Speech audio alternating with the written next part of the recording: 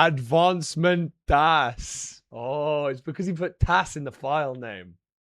Those who know. Editing software reveal, dude.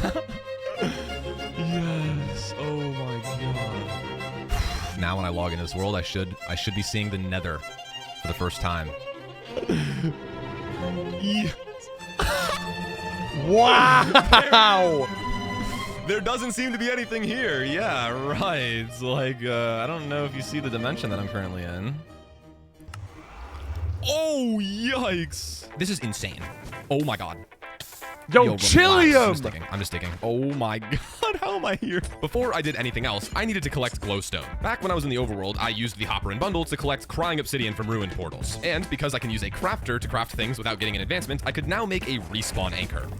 It's like, imagine if I forget to right click. You do not want to get the tragedy.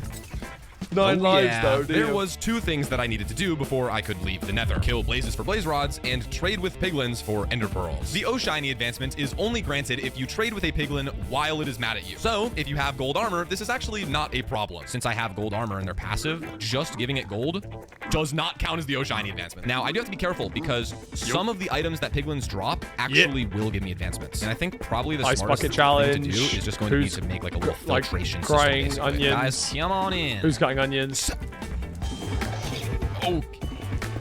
Can't get returned to sender. Oh my gosh. Bro, as soon as that fires at me, I'm sitting there, punch it straight back, and it'll be a problem. Full speed 1, let's go.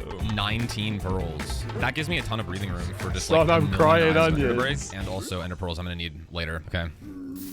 It's time for the most terrifying split of all.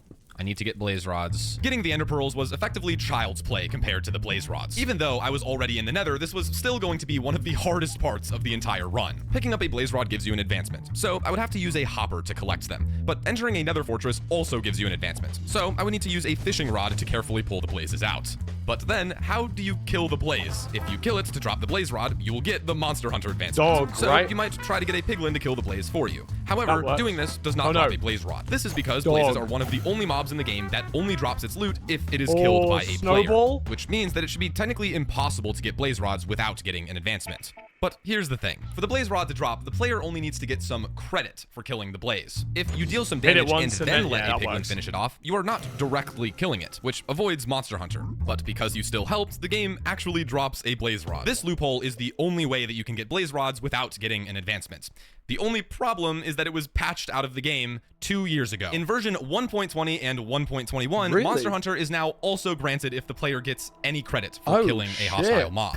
So, if I wanted to get blaze rods, I would need to play on version 1.19. And downgrading a Minecraft world deletes every single item in your inventory. I needed to store all of my valuable items in a faraway chest, only keeping what would be absolutely necessary. I will be back for you, for the ender pearls. While I was still on 1.21, I constructed a chamber to hold the blazes. Because I was going to have nothing after